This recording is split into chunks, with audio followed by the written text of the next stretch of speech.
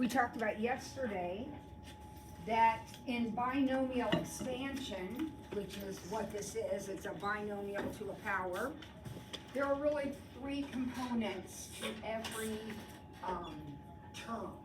If we multiply this out, FOIL, FOIL, FOIL, FOIL, FOIL, it would be this big, long, huge thing with different terms in it. There would be a term we learned yesterday that was x to the 10th, right? And there would be, the next term would be x to the 9th, and then x to the 8th, and down the line. Remember that? So we aren't interested in this whole expansion. This would be huge. We're only interested in the term that has x to the 4th, y to the 6th. All right, so think about it. The first term is going to have x to the 10th, and the next one's going to have x to the 9th, x to the 8th, and so on.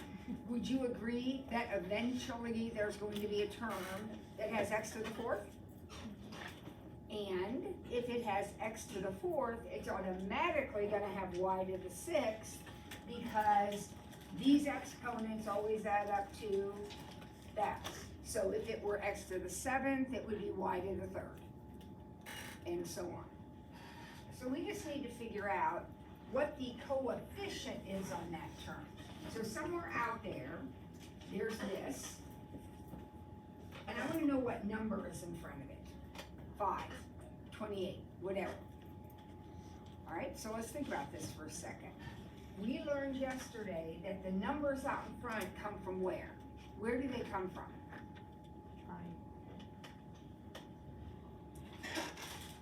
Pascal's triangle. Now, luckily, there's another place they can come from, because if I want to use Pascal's triangle, I'm going to have to build it all the way down to the 10th row. I can do that. It's easy, but it's big and takes a long time. So does anybody remember what we observed yesterday about the numbers in Pascal's triangle? They're the combination numbers. So in the 10th row of the triangle, the first coefficient is 10C10. And the second coefficient is 10C9, and 10C8, and 10C7. And you don't have to write all these down, but I am, just to give you an idea about what's happening here.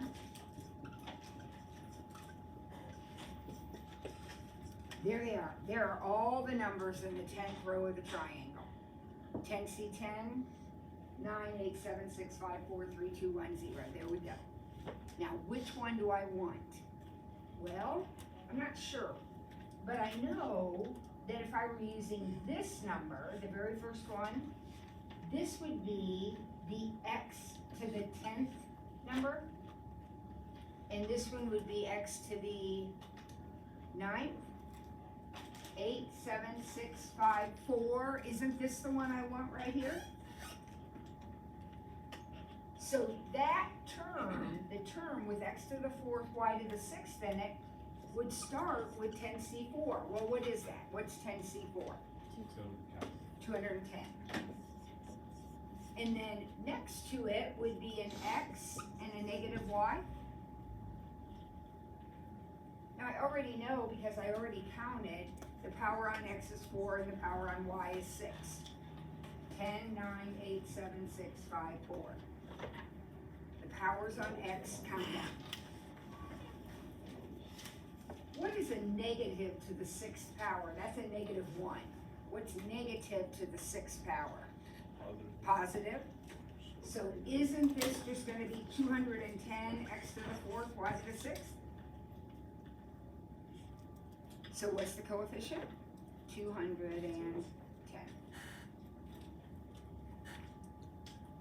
If we wanted the x to the 5th term, then we'd use this coefficient, right?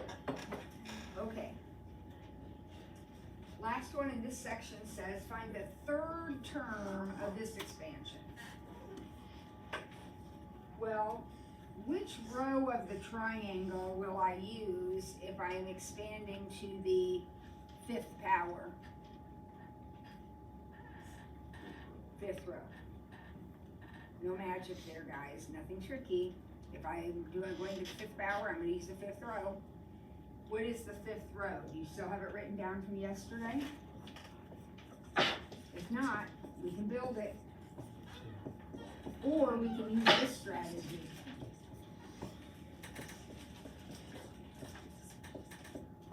There's the fifth row right there. There's a whole bunch of terms in that. 1, 2, 3, 4, 5, 6 terms in there. But luckily for me, I only want the third one. So 1, 2, 3. So my coefficient is going to be 10.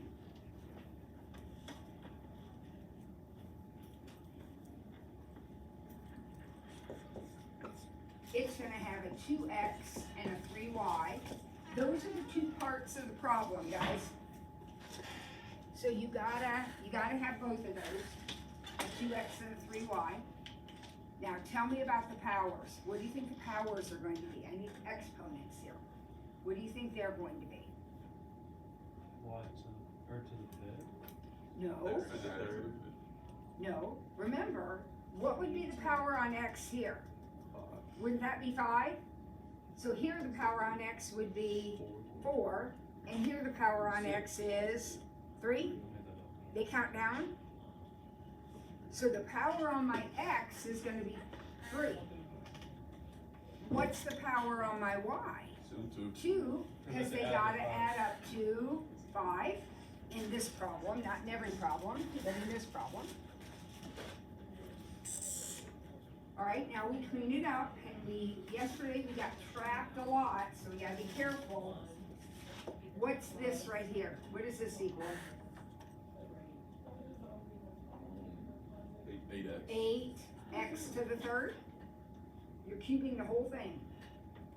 What does this equal? 9y to the second. So now I can multiply, and I get 10 times 8 times 9, which is 720 x cubed y squared.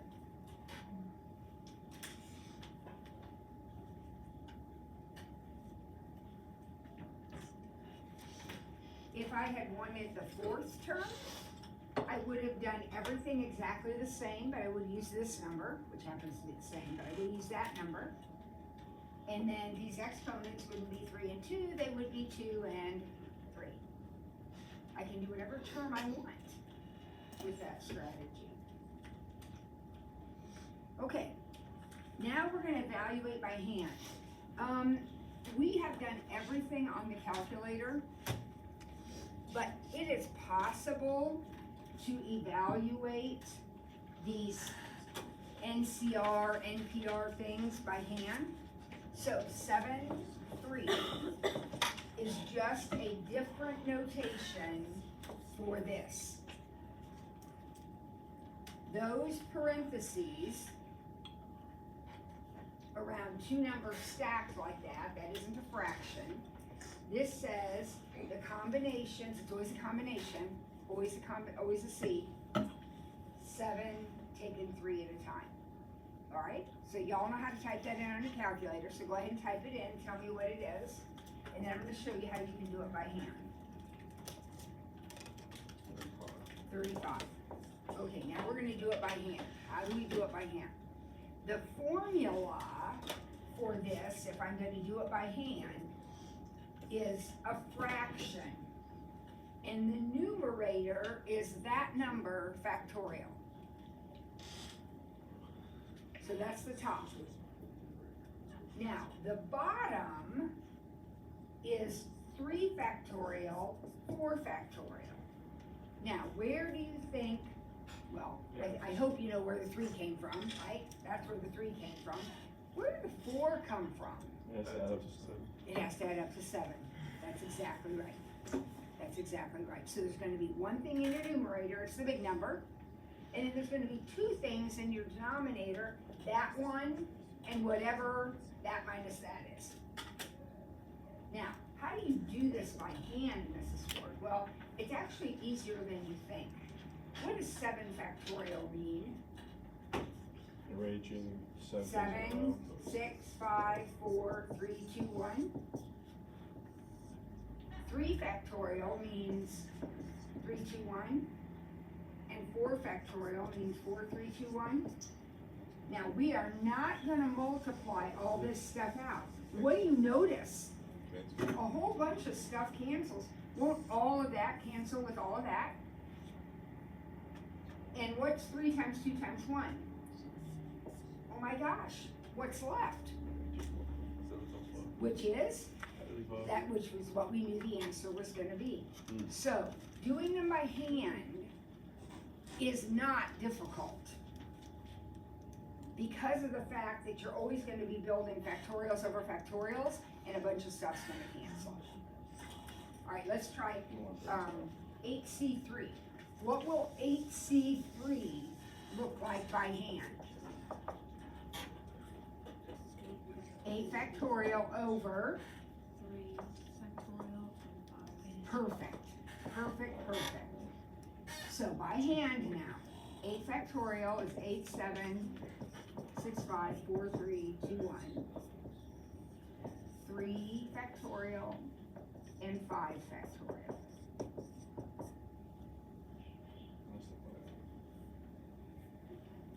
Now you see a bunch of stuff canceling? Sure, doesn't everything from the 5 down cancel? And again, we got a 3, 2, 1, which is 6, so the answer is 56. Jack? Why do you go like by like 3, 2, 1, then 5, 4, 3, 2, 1? 3 factorial is 3 times 2 times 1. Oh, I didn't know that. 5 factorial is 5, 4, 3, 2, 1. That was what I'm thinking. Wow, 100 C98. What's my numerator? 100 factorial. And my denominator will be 98 factorial, 2 factorial. Now, there is no way I'm writing this out. But think about it, yeah. So I have 100, and I have a 99. And then what am I gonna have?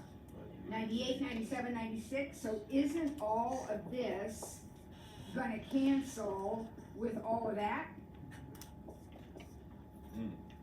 Right? You don't need to write it all out. Aren't they all gonna cancel from 98 on? But you still have a 2 times 1 down there. So this is gonna be a little bit bigger. We're gonna have 50 times 99. So 4950 is the answer. If I multiply right.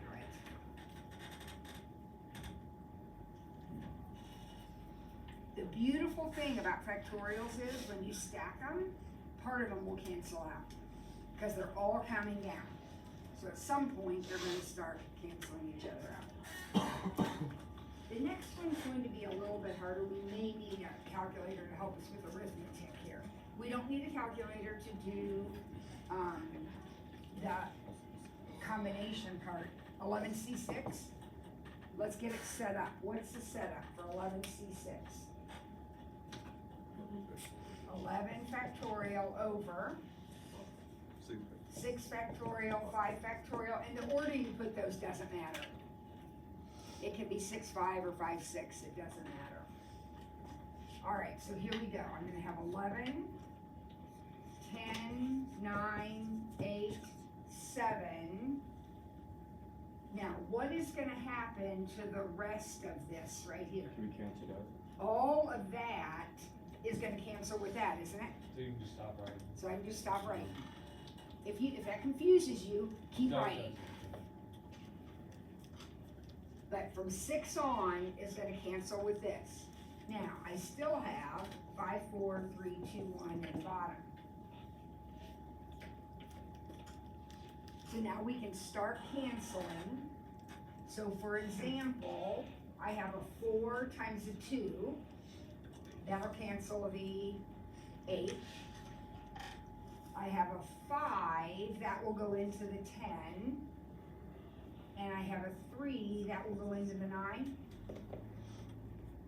Your denominator will always go away, totally. But in the numerator now, I have a little bit more left. I have 11 times 222 times 366 times 7. So I got 462. Okay, well, Ooh, lost me there. where do we, Yeah, I think that's right.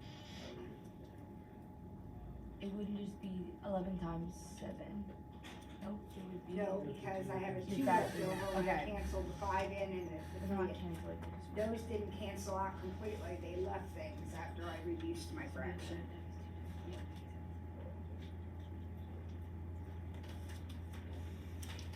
All right, try 10C7 on your own, no calculator. Try doing it by hand, 10C7. Oh, how about that?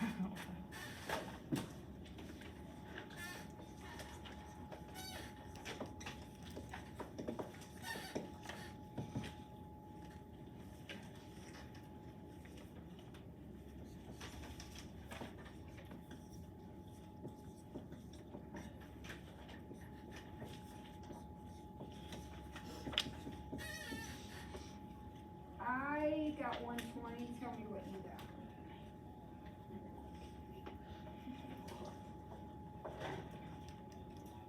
Very well, I made a mistake.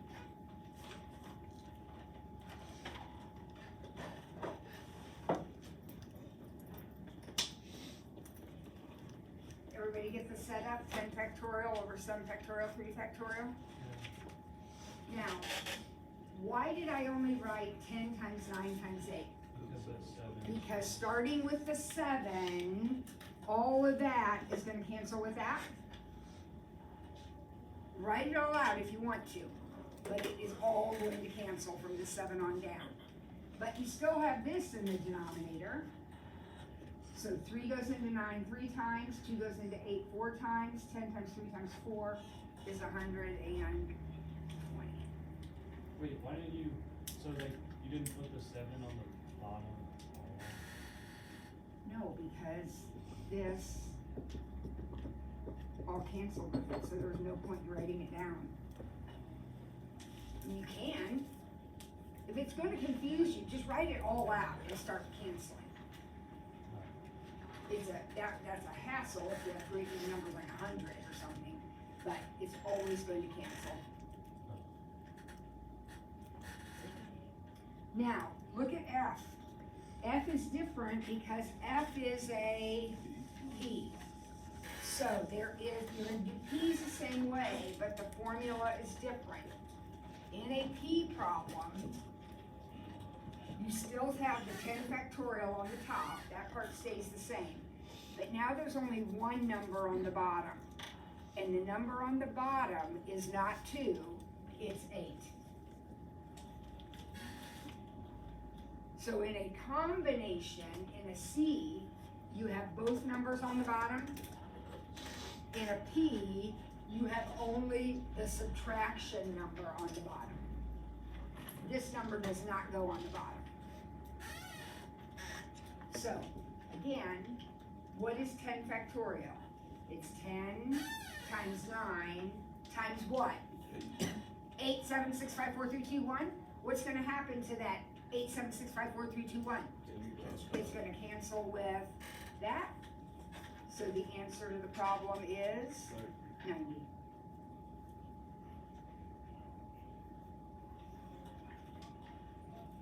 AP5 is gonna be big. Probably need a little help with this one. What's a setup? We can do that. What's the setup for 8? 8 factorial over what factorial? Just 3. Remember, in a P problem, the denominator is just the subtraction. In a C problem, it's the subtraction and that. But in a P problem, it's just the subtraction in the bottom. So why is I a little bit concerned about this?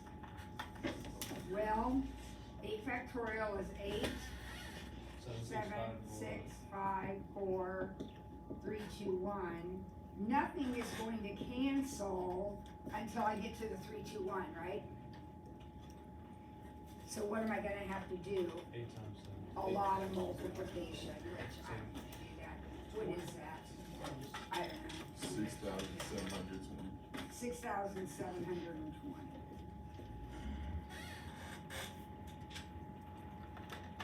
Well, we could get big ones like that. and- Well, you're gonna have a calculator for the whole test, you just have to show your setup. Let me show you your setup.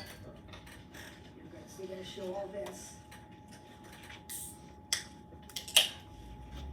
All right, 9-2, done. You have a homework assignment, you can work on that, that will be due on Thursday. Now we're going to start some probability problems.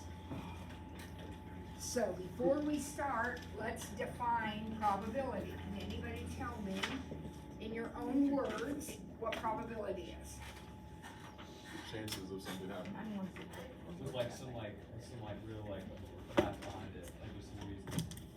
So from a like math calculation standpoint, if I said to you, I am going to flip a coin, what is the probability I will get a heads? You would say 50%, right? 1/2. Where did that come from? How did- There's 2 subs. So there's 2 sides and only one of them is heads, right? So probability is defined as the number of successes, in other words, what you want, over the number of total possibilities. So when you said 1/2, there's 1 head, but there's 2 possibilities? Okay, what if I roll a die? What's the probability I'll get a 3? 1/6. Why is it 1/6? Because one face has a 3, right? But there are 6 total faces, so the probability would be 1/6. All right, one more. Deck of cards. What's the probability if I reach in and grab a card, it will be an ace? I don't know. 1 out of 52. 4 out of 52. 4 out of 52. Why is it 4 out of 52? There's 4 aces. Because there's 4 aces, then the numerator is how many of what you want. There's 4 aces I can pick from, but there's 52 total cards. Now, if I said, what's the probability I get the ace of clubs, Then that would be 1 out of 52, because there's only one of those in the deck. Okay? Now, when I said, what's the probability of flipping a coin and getting a heads, somebody said 50%, somebody said 1/2, somebody said 50-50. When we talk like that, we're talking odds. Odds and probability are used interchangeably by most people in the world, but they're not the same thing. Odds are the number of successes over the number of failures. So in other words, what you want over what you don't want. So when we flip a coin, and we say, okay, what are the odds of getting heads? It would be 1 to 1, because there's 1 head, which is what I want, and there's 1 tail, which is what I don't want. Odds are normally written, they could be written as a fraction, there's nothing wrong with writing as a fraction, but they're normally written side by side with a colon. Right, so let's go back to rolling the die. We said if I roll a die, the probability of getting a 3 is 1 out of 6. What are the odds of getting a 3? 1 to 5. 1 to 5.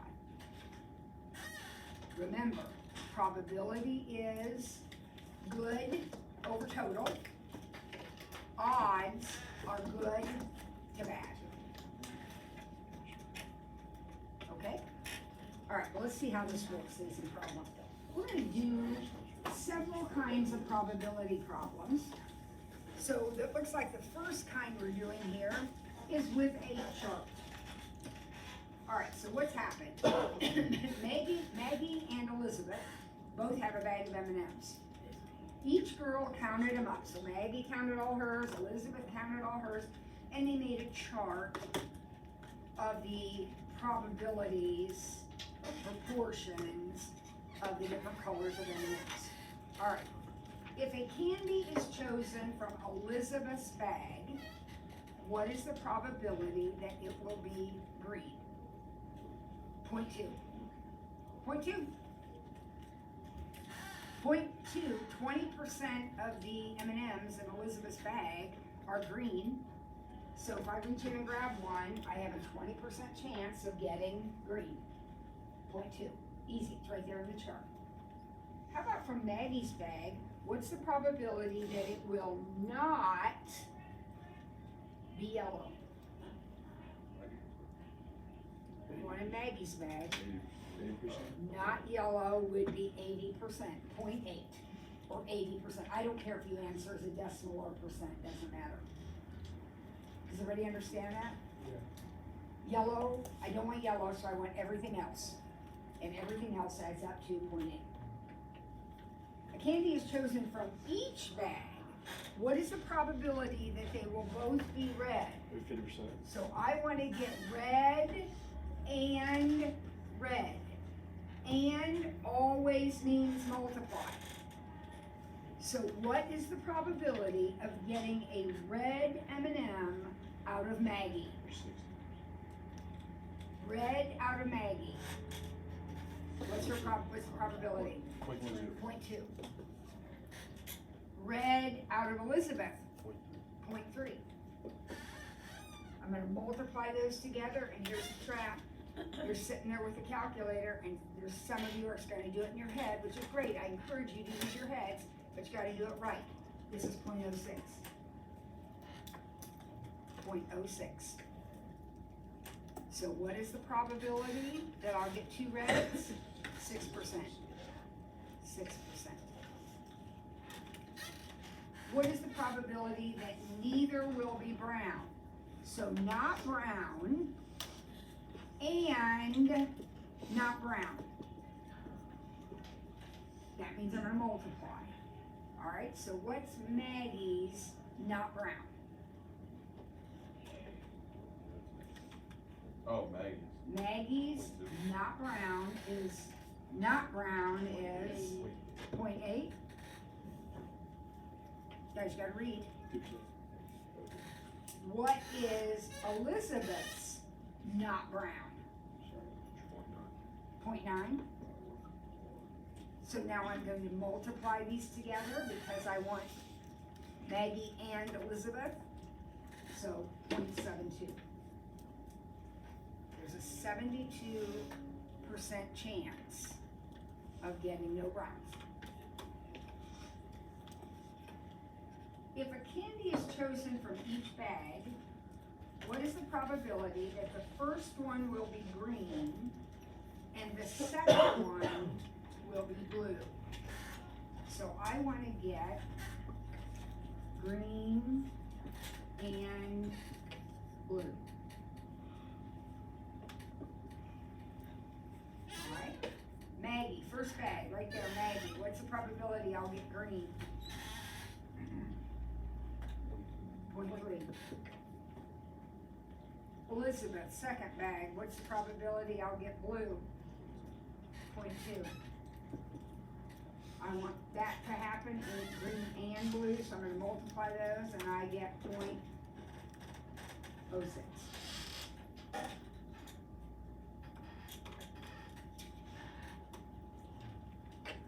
Easy, easy.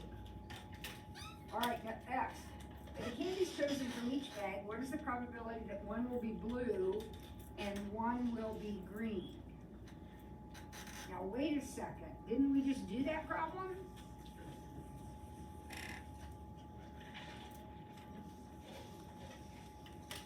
Is this a different problem now, or is this the same problem over again? Does anybody see a difference? Different, because it's taking names of. Yeah, it doesn't say what order I have to get them. So, according to problem F, could I get blue and then green? Or could I get green and then blue? Does everybody see that's what's happening? It doesn't tell me what order I have to get them, I just have to get one of each. So what would this look like? Blue first. Blue out of Maggie is 0.1.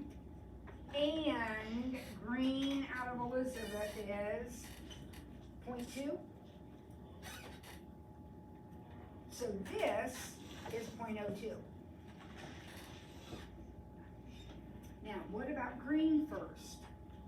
That would be 0.3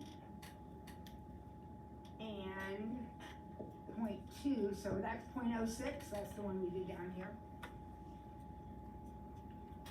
Now, what do I do with that? It could be either one. Remember what I told you the other day, if there's an or, that always means we're going to find the total. We want this probability or that probability, so the total probability would be 0.08.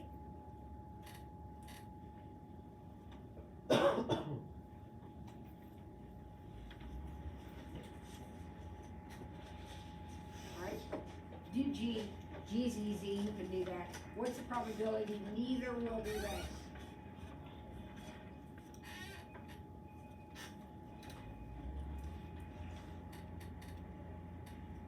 Neither will be red.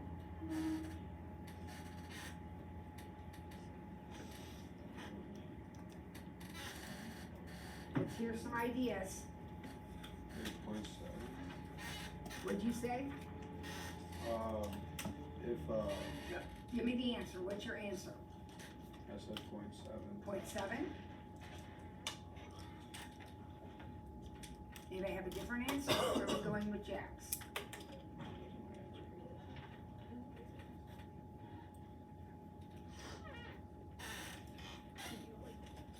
Lewis? It is 0.56. Now, how did Lewis do that? Lewis, tell us how you did that. We want not red and not red. So and these times, so I'm gonna multiply these two together. So Lewis, what'd you do? 0.8. Not red out of the first bag would be 0.8. Everybody on board with that? If red is 0.2, not red, it has to be 0.8. All right, and then out of the second bag, Lewis, 0.7. I'm multiplying these together, it's 0.56.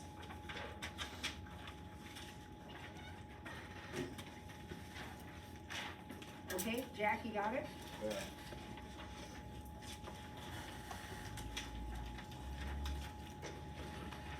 Okay. All right, so that's one kind of probability. All right, now we've got a whole page.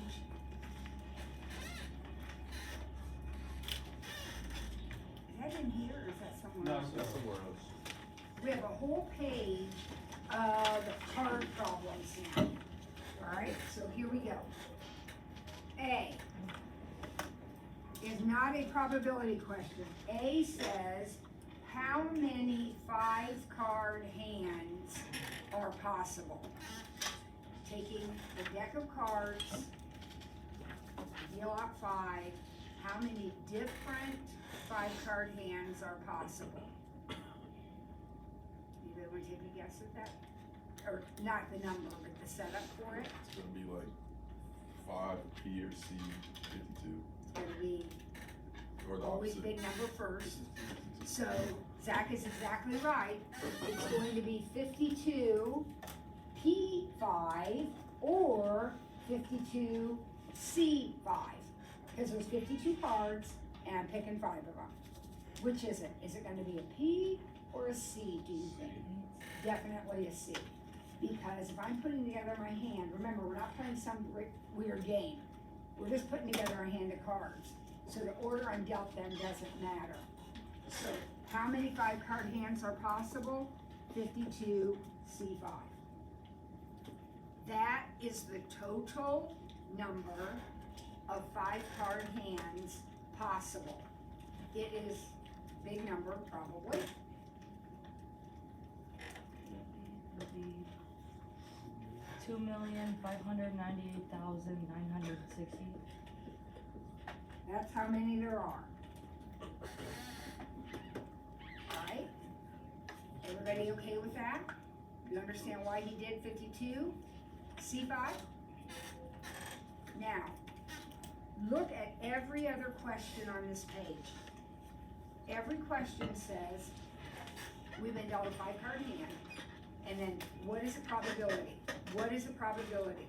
What is the probability? So every single one of these is going to be a fraction, and the top is gonna be what we want, and the bottom is gonna be the total. Guess what's going in the bottom of every single fraction on this page? That right there, 52C5 is going in the bottom of every single one. I'm writing that, you could write that big number if you wanted, but that's gonna be the denominator of every single problem on this page. Why? Because the denominator is the total number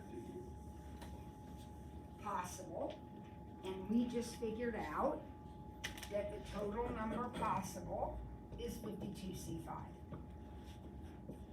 What if I was doing this, what if I were doing this, and I was picking a 4-card hand? Then my denominator would be 52C4.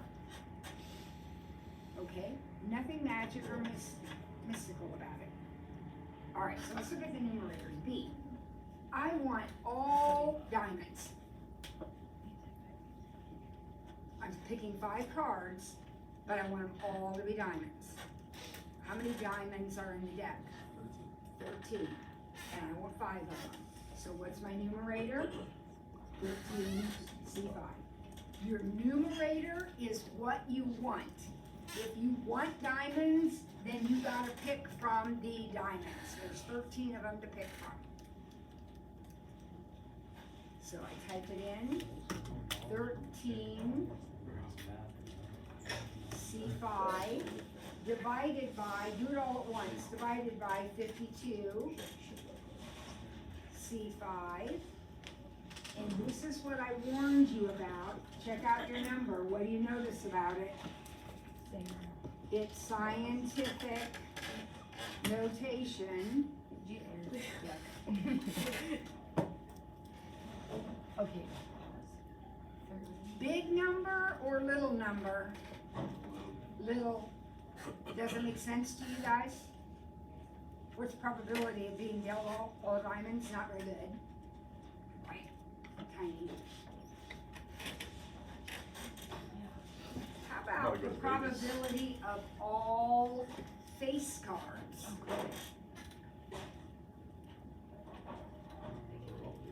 Well, I know my denominator is still 52C5. How many face cards are in the deck? Jack, Queen, King. For all the suits, standard deck, 52 cards. Jack, King, Queen, 3 of them, times 4 suits, so 12. So this is gonna be an even smaller number.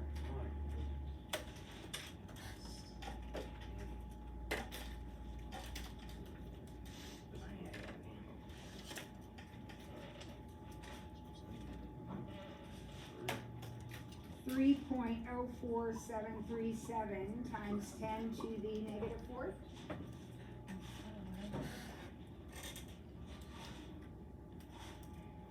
Remember, we've got to get in the habit of looking at the whole answer, not just the first part.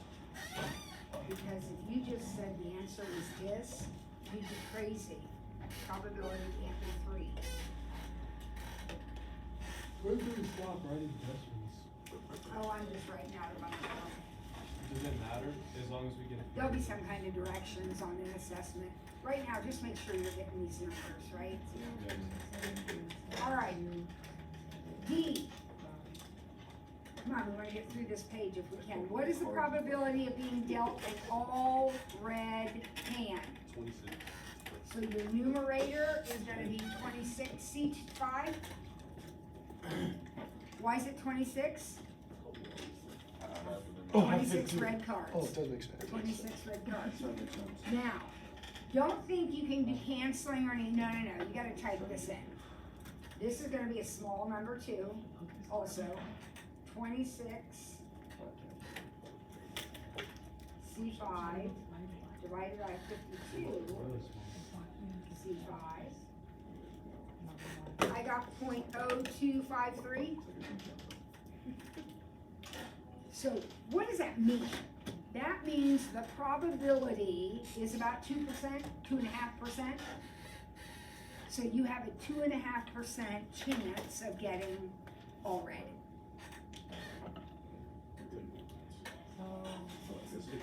All right, what is the probability? Whoa, 3 jacks and 2 kings. So let's do one at a time. 3 jacks. I want to get 3 jacks. How many jacks are there? 4. And I'm picking 3 of them. Remember, the numerator is what you want. So if you want jacks, you gotta pick from the jack pile. And, that's a multiply, and means multiply. 2 kings. What will 2 kings look like? 4C2. Again, how many kings are in there? 4, and you're picking 2 of them. Type all this in at once, just like it says. 4C3 times 4C2 divided by 52 C5. Whoa, this one's tiny. 9.23446 times 10 to the negative 6.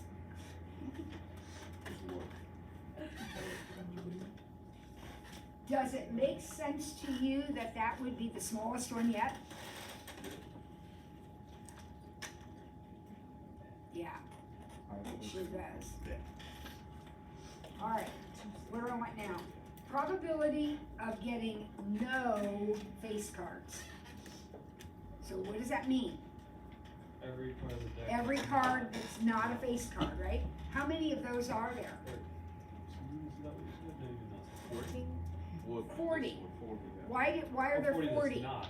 There's 52 altogether, Oh, 12. and didn't we already decide 12 of them were face cards? So if we have 52, but we take out all the face cards, there'll be 40 left. So my numerator is 40C5.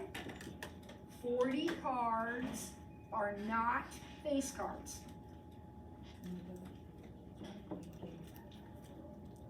So 40 Because we got 4 times 3. C5 divided by 52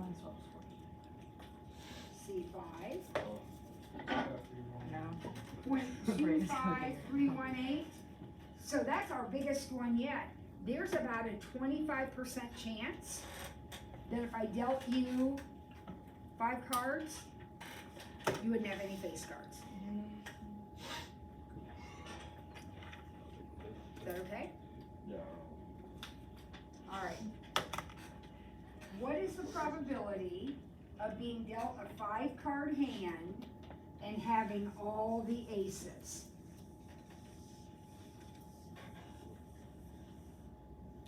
Okay, so our denominator is 52C5, because we're doing 5 cards. The denominator is the total, 52 total cards, picking 5. Now, what does having all the aces mean? 4. How many aces are in the deck? 4, and I want them all. So 4C4. Here's the tricky part. If I deal you 5 cards, and 4 of them are aces, isn't there another one you still need? And what's he gonna be? Not an ace? Well, how many of those are there in the deck? 48. And how many of those do you need? 1. So times 48C1. Now, why is that tricky? Because the problem doesn't talk about that card. You have to realize that it's a 5-card hand. You are getting 4 aces and 1 other card. And the other card is not an ace. Alright, let's type it in and see what we get.